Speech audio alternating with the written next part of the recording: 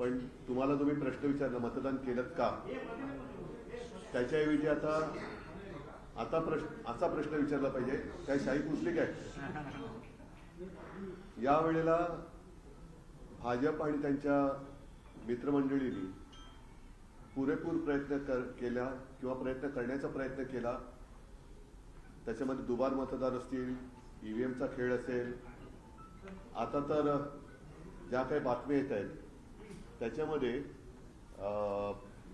एक मिनिट जरा पहिले पण ही बातमी आले, बाईचं नाव रवींद्र असेल का, ही आत्ताची ऑनलाईनची बातमी आहे. बाईचं नाव रवींद्र असेल का, पुरुष मतदाराच्या नावाच्या पुढे बाईचा फोटो. ह्याच गोष्टी आम्ही मोर्चा काढूनही सांगितल्या होत्या, निवडणूक आयुक्तांच्या समोर ठेवल्या होत्या. त्याच्यानंतर शाई पुसल्या जाण्याच्या तक्रारी येत आहेत. आता माझ्याकडे एक व्हिडिओ आहे, मला वाटतं कल्याण डोंबिवलीमध्ये सरळ भाजपच्या उमेदवारांच्या नावाच्या पाट्या तिकडे ठेवून तो तिकडे केंद्र चालवलं जाते केंद्रामध्ये.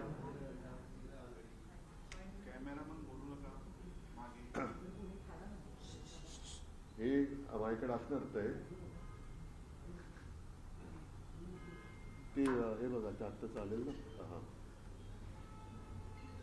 तर हे सगळे निवडणूक जिंकण्यासाठी यांचा आटापिटा चाललेला आहे. बोटावरची शाई तर पुसली जातेच आहे. असे प्रकार यापूर्वी कधी झाले नव्हते. साधारणतः मतदान मी करून आल्यानंतर मला तिथेच आपल्या लोकांनी बाईट घेतला आणि मी प्रश्न असा विचारला होता की नेमकं निवडणूक आयोग आणि निवडणूक आयुक्त हे कसले पैसे, म्हणजे पगार कसला खात आहेत? 365 दिवस वर्षाचे, आणि आता या महापालिकेच्या निवडणुका 4 वर्षानंतर म्हणजे एकूण 9 वर्षानंतर होत आहेत. गेल्या वर्षी लोकसभा निवडणुका झाल्या, विधानसभा निवडणुका झाल्या. मतदार याद्यांमध्ये त्याच्यामध्ये नवीन मतदार येत असतात, काही जुने जात असतात, पण त्याच्यात कुठेही सुधारणा अशी काही दिसत नाहीये. तर मग नेमकं निवडणूक आयुक्त हे कसले पैसे खात आहेत? आता ही नाही,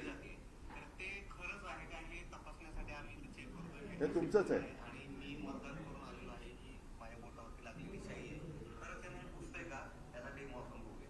तर अशा या बोटावरच्या शाई पुसल्या जाण्याच्या तक्रारी येत आहेत. नंतर ती एक दुसरी एक क्लिप आहे बघा, त्या भाजपच्या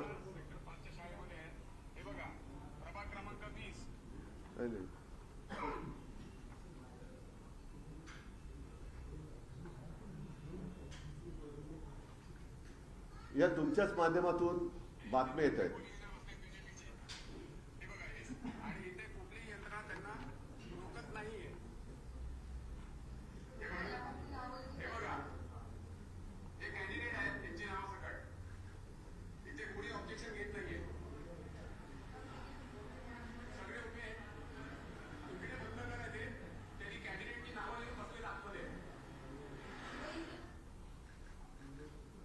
या तुमच्याच माध्यमातून आम्ही बातम्या बघतो आहोत. आणखीन एक पत्र माझ्याकडे आहे. साधारणतः मतदानाचा दिवस आणि मतमोजणीचा दिवस हे 2 वेगळे दिवस असतात. फार पूर्वी मतदान झाल्यानंतर तत्काळ मतमोजणीला सुरुवात व्हायची आणि मध्यरात्री किंवा दुसऱ्या दिवशी पहाटेपर्यंत मतमोजणीचे निकाल जाहीर व्हायचे. जोपर्यंत मतदान होत नाही तोपर्यंत मतपेट्या उघडल्या जात नाही. मग त्याच्यामध्ये पोस्टल सुद्धा आल्या.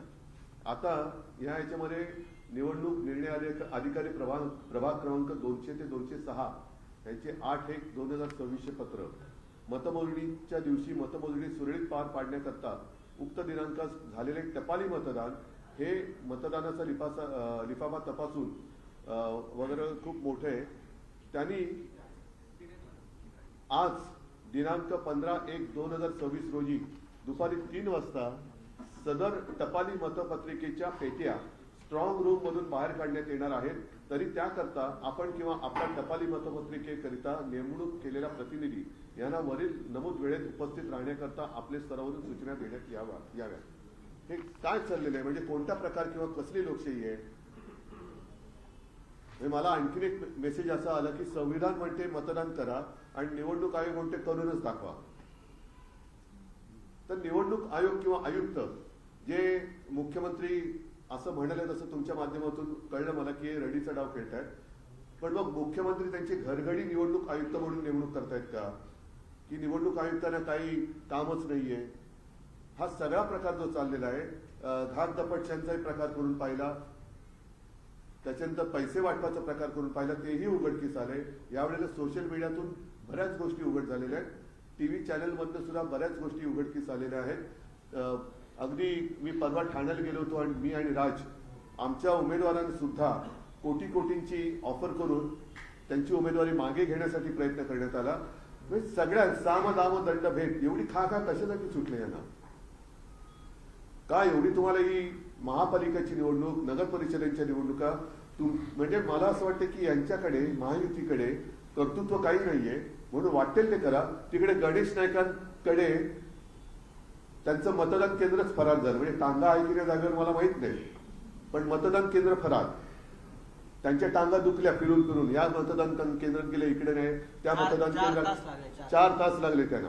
म्हणजे हे मंत्र्याची हालत आहे. टांगा दुखल्या, केंद्र फरार. टांगा पलटी नाही झालं, पण त्यांच्या खेट्या घालून टांगा दुखल्यात.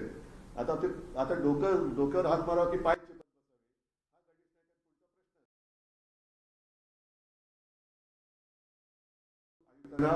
तत्काळ निलंबित करून त्यांच्यावरती कारवाई केली पाहिजे. कारण हे बसल्या जागी फुकटचा जनतेचा पैसा खातायत आणि सत्ताधाऱ्यांची लाचारी करतायत, असंच मला नाईलाजाने म्हणावं लागतंय. राज्य निवडणूक आयोगाने स्पष्टीकरण त्यांचं म्हणणं आहे की अशी शाही पुसली जात नाही, हा संभ्रम निर्माण केला जातो आणि जर संभ्रम निर्माण केला जातो तर कायदेशीर कारवाई केली. बरं, आता मी सांगितलं की ते काय त्याचं नाव देवेंद्र रवींद्रच्या नावापुढे बाईचा फोटो, ते काय? मग त्यांची ओळखच मुस्लिम तिकडे. गणेश नाईकांचं मतदान केंद्र फरार आहे. अनेक ठिकाणी, काही ठिकाणी म्हणजे ठाण्यामध्ये मला अशी तक्रार आली की तिकडे कोणी मार्गदर्शन करायलाच नाहीये कोणाचं मतदान कुठे आहे. त्याच्यानंतर आता मी तुमचीच बातमी दाखवली ना की सरळ भाजपच्या उमेदवारांच्या नावाच्या पाट्या तिकडे केंद्रामध्ये. त्याच्यावरती काय उत्तर त्यांचं? सर्वच ठिकाणी गोंधळ सर्वात जास्त गोंधळ जो आहे याच निवडणुकामध्ये सर्वात जास्त पाहायला मिळाला. काही ठिकाणी मतदारांची नावं मिळत नाहीयेत, काही ठिकाणी बूथ मिळत नाहीयेत, कुठं मतदान मागच्या वेळी जिथं मतदान केलं होतं तिथं मतदान दुसरीकडे झालेलं आहे. हा गोंधळ सर्वात जास्त यावेळी जास्त पाहायला मिळाला. नाही, हा लोकशाहीचा खून करण्याचा प्रकार आहे. यांना मोदींना जे 1 नेशन 1 इलेक्शन पाहिजे ते एवढ्याचसाठी पाहिजे की एका वेळेला सगळीकडे गोंधळ घालून काही वाटेल ते करा, पण सत्ता काबीज करा. आणि तुम्ही जे म्हणालात ना की या निवडणुकीत ही चढती भाजली आहे. लोकसभेच्या वेळेला कळलं, विधानसभेच्या वेळेला आणखीन कळलं, त्याच्यानंतर दुबार मतदारांचे आम्ही गठ्ठेच्या गठ्ठे हे त्यांना दिले. त्याच्यानंतरही आज देखील काही ठिकाणी दुबार नोंदणीची नावं आमच्या लक्षात येत आहेत. काही ठिकाणी या ओळख बदलांचा चाललेला आहे, काहींची मतदान केंद्र गायब आहेत, शाही पुसली जाते.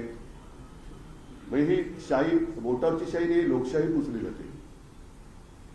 शाहीच्या मुद्द्यावरती इलेक्शन कमिशननं असं म्हटलं की 2011-12 पासूनच असा निर्णय आला होता आणि जरी समजा 11-12 पासूनच हा निर्णय आला होता, काय शाही पुसायचा? तुम्ही मार्गदर्शनी करा किंवा कशाने करा, शाही पुसली कशी जाते? आणि तुमच्या चॅनलवरती ते दाखवलं जात आहे. पुसली जरी केली तरी कोणालाही एका मतदाराला 2 वेळा मतदान करता येणार नाही असं खात्रीपूर्वक कसे सांगू शकतात ते? बरं, ज्या ठिकाणी 2 वेळा ज्यांचं नाव नोंदलं गेलेलं आहे तिथे ते हमीपत्र घेणार होते. अशी किती हमीपत्र त्यांनी आतापर्यंत घेतले? सर, एक मिनिट. मुख्यमंत्री देवेंद्र फडणवीस असतील किंवा भाजपचे इतर नेते आणि शिवसेनेचे सुद्धा नेते शिवसेना, हा बरं, ते असतील तर त्यांच्या सगळ्यांचं नेत्यांचं असं म्हणणं आहे की कालपासून तुम्ही दोघेही म्हणजे तुम्ही आणि राज ठाकरे हे दोघेही जो सूर लावताय तो पराभवाची मानसिकता दिसते. तुमचा पराभव होतोय. पराभव नाही, त्यांचं कुभांड जे आहे ते आम्ही फोडतोय. नाहीतर आम्ही एवढे ताट मानेने त्यांच्यासमोर उभे राहिलोच नसतो. त्यांचा जो काही एकूण दरोडा घालण्याचा प्रयत्न आहे तो आम्ही वेळोवेळी लोकांसमोर आणतो आहोत. मग ते दुबार मतदार असेल, धाकदपटचे असेल, पैसे वाटताना त्यांचीच लोक पकडलेत, त्यांनी एकमेकाची लोक पकडलेत. पराभवाची कारणं तुम्ही काय होताय असं त्यांच्या पराभवाची कारणं, कारण ते हारलेले आहेत.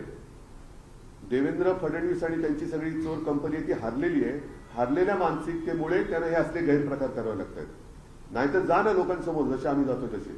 काही ठिकाणी मंत्री काही ठिकाणी एका सोसायटीचे दुसऱ्या प्रभागाच्या मतदार यादीमध्ये नाव आहे म्हणजे त्या उमेदवारांचं एकत्रित नुकसानच होत आहे असं एकत्रित दिसतंय. काही नाही ते काय शेवटचं काय बोललं ह्या यादीतली त्या यादीत नाही, समजून घ्या 192 मतदार आहेत त्याचे 193 मध्ये नाव गेलंय म्हणजे त्या 192च्या उमेदवारांचं एकत्रितच नुकसान. उमेदवारांचं भवितव्य नंतर पहिले मतदाराचा अधिकार. मी जे म्हटलं ना की संविधान म्हणते मतदान करा, निवडणूक आयोग म्हणते करूनच दाखवा, असा हा प्रकार आहे. म्हणजे हा संविधान विरोधी निवडणूक आयोग आहे. त्याच्यामुळे आयुक्तांवरती तर कारवाई झालीच पाहिजे. आणि त्यांचा संपूर्ण स्टाफ हा रोज काय करतो ह्याचा आता छडा लावावा लागेल. कारण हे बसल्या जागी पगार खात आहेत. त्यांच्या कार्यालयात आता राजकीय पक्षांचे प्रतिनिधी नाही तर आम्हाला ठेवावे लागतील आणि तुमचा रोजचा लेखाजोखा हा जनतेपुढे आणावा लागेल. आज काय केलं, नुसते बसतायत, काय करतायत. एवढ्या वर्षानंतर सुद्धा एवढे दिवस होऊन सुद्धा तुमच्याकडे साधी नोंदणी नाहीये मतदारांची. नाही कोर्ट वगैरे सोडा, आजचं काय करायचं. कारण हा प्रश्न त्यांना काय माहितीये की पुढे काय कोर्टात गेले की 4-5 वर्ष चालू आहे आपलं. साहेब राज्य निवडणूक आयोगावर कारवाई करायची का बीएमसी आयुक्तांवर? कारण की मुंबईत ते मी पूर्ण आयोग म्हणतोय. जर याच्यात आयुक्तांची जबाबदारी असेल तर आयुक्तांवरती पण झाली कारण की पाहिजे. मुंबईची इलेक्शन ऑब्व्हियसली बीएमसी असेल ते जे आयोग असतील, आयुक्त असतील, त्या आयुक्तालयाची माणसं असतील, जे कोणी असतील, मग त्याच्यात महापालिका आयुक्त असतील तर त्यांच्यावर सुद्धा, निवडणूक आयुक्त असतील तर त्यांच्यावर सुद्धा या सगळ्यांवरती कारवाई झाली पाहिजे. कारण तुम्ही लोकशाही मागता. महापालिकेचं असं म्हणणं आहे हा जो संपूर्ण किट येतो मतदानाच्या प्रक्रिया राबवण्याचा तो राज्य निवडणूक आयोगाकडून आलेला आहे. मग आता यांना उत्तर द्या ना तुम्ही, जे त्यांनी आता मला प्रश्न विचारला. मंगल प्रभात योजना म्हणतात की 150हून जास्त जागा आम्ही जिंकलो. ते सोडा, आजचं पहिलं मतदानाचं बोला. मी आतापर्यंत अनेक निवडणुका पाहिलेल्या आहेत, अनेक अनुभवलेल्या आहेत. पैसे तर वाटलेले आहेत, चांदीची नाणी पण वाटलेली हो, आहेत. एवढा आला कुठून पैसा. वॉशिंग मशीन वाढलेले आहेत. वॉशिंग मशीन समजू शकतो ते भाजपचं आहेच. मिक्सर पण वाटलं. हो, मिक्सर पण वाटले. सगळ्या भ्रष्टाचारांना मिक्सर मध्ये टाकून मिक्स करतात भाजपमध्ये. त्याच्यामुळे त्यांनी मिक्सर पण वाटले. पण मिक्सर जरी वाटले, वॉशिंग मशीन जरी वाटली तरी जनता शून्य आहे. ते हे सगळे खडे आपल्या तांदळातले ते उचलून फेकल्याशिवाय राहणार नाही. तुम्ही या निवडणूक आयोगाच्या विरोधात मोर्चा काढला होता, तुम्ही भेट घेतलेली. पण आता ज्या पद्धतीनं चित्र दिसतंय खरंच निवडणूक आयोग झोपले असं वाटतं. झोपेचं ढोंग करतोय. साहेब स्वतः तुम्ही मतदान केलं का? मगाशी जे मतदान केलं तुम्ही त्याचा आवाज करताय की शाही जाते. आता तुम्ही स्वतः मी पण आता पुसून बघणार आहे शाही. हा म्हणजे पण एक आहे, मी काय दुबार मतदान, एक तर माझं कुठे नाव नाहीये, त्याच्यामुळे दुबार मतदान करायला जात नाही. हा प्रश्न गंभीर आहे, तो गांभीर्याने घेतला पाहिजे. टीव्ही चॅनलवरती सुद्धा काही रिपोर्टर मला त्यांना खास धन्यवाद द्यायचे की ते स्वतः डेमो देत आहेत शाही पुसण्याचं. आणि हे एवढं जर का ढळढळीत सत्य, बोटावरची शाही जाते हे सत्य देवेंद्र फडणवीस आणि आयुक्त किंवा निवडणूक आयोग नाकारत असेल म्हणजे ह्यांची मिलीभगत आहे. ठीक आहे, चला तरी सुद्धा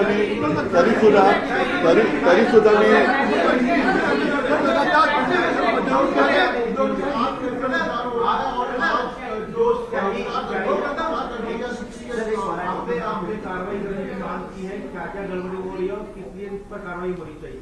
चुनाव आयोग और जो भी जिम्मेदार. शायद ये पहला चुनाव है जिसमें बहुत सारी शिकायतें आ रही हैं. मतदान के बाद जो इंक लगाई जाती है तुरंत वो निकाली जा सकती है. ये तो गंभीर है. और ये मुझे कुछ फोन भी आए और आपके टीवी चैनल पर मैंने देखा भी. इसका मतलब ये है कि चुनाव आयोग, और अगर मैं आरोप लगाऊं कि सत्ताधारी पक्ष है उनकी मिलीभगत है. बहुत सारे मतदाता ऐसे हैं कि उनका नाम उनको ढूंढना पड़ रहा है किस मतदार यादी में है. और स्वयं गणेश नाइक जिन्होंने कहा था कि टांगा पलटी घोड़ा फरार काय, तो उनका मतदान केंद्र ही फरार हुआ है. तो ये बहुत सारी गड़बड़ी इस बार दिखाई दे रही है. और अभी मैंने एक लेटर प्राप्त हुआ है. हाँ, ये देखो,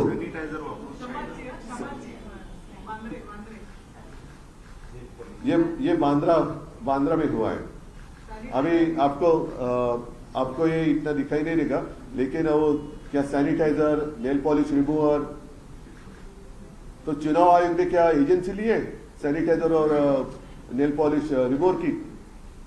तो ये तो सीधा लोकशाही की हत्या हो रही है। और दूसरी बात, वो जो लेटर है पोस्टल वोट, उसकी पेटी भी आज खोलने जा रहे हैं। तो ये सारी बातें देखें तो मुझे ऐसे लगता है कि चुनाव कमिश्नर जो है, आयुक्त जो है, उनके ऊपर कार्रवाई होनी चाहिए। और वो किस लिए पैसा ले रहे हैं, पगार क्यों ले रहे हैं, सैलरी क्यों ले रहे हैं? रोज इतने साल, मतलब अभी मुंबई कारपोरेशन की इलेक्शन और साथ ही साथ अन्य जो महापालिका है उनकी इलेक्शन 5, 7, 9 साल के बाद होने जा रही है। 9 साल इन्होंने किया क्या, क्यों आपने पगार लिया है? और ये जनता का पैसा है। और अदरवाइज हमें हमारे पार्टी का एक प्रतिनिधि उनके कार्यालय ऑफिस में बिठाना पड़ेगा कि रोज क्या कर रहे हैं आप, हमें दे दो, जवाब दो। चुनाव आयुक्त भी नौकर है, वो राजा नाही आहे। मतदार राजा असतो, आयुक्त नसतो। ठीक आहे, तरी सुद्धा मी सर्व जिथे जिथे निवडणुका सुरू आहेत तिथल्या सर्व मतदारांना खास करून विनंती करेन की प्रचंड संख्येने आपण बाहेर पडा आणि लोकशाहीचा खून करण्याचा जो प्रयत्न होतोय त्या प्रयत्नाचा खून करा, आपला मतदानाचा अधिकार बजावा आणि गुंड पुंड भ्रष्ट यांच्याकडे आपलं जीवन सोपवू नका। सगळ्यांना धन्यवाद। जय हिंद, जय महाराष्ट्र।